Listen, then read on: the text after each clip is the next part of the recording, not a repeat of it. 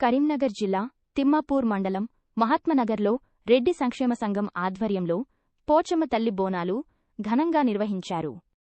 ఈ సందర్భంగా మహిళలు అందరూ ఉపవాస దీక్షతో నెత్తిన బోనం ఎత్తుకుని శివసత్తుల పూనకాలుడప్పు చప్పులతో ఆలయం వద్దకు ఊరేగింపుగా బయలుదేరారు. అనంతరం ఆలయం చుట్టూ ప్రదక్షిణలు చేసి నైవేద్యం సమర్పించి మొక్కులు తీర్చుకున్నారు. ఈ సందర్భంగా వారు మాట్లాడారు.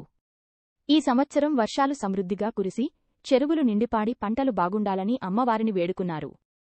ఎత్తున పాల్గొన్నారు.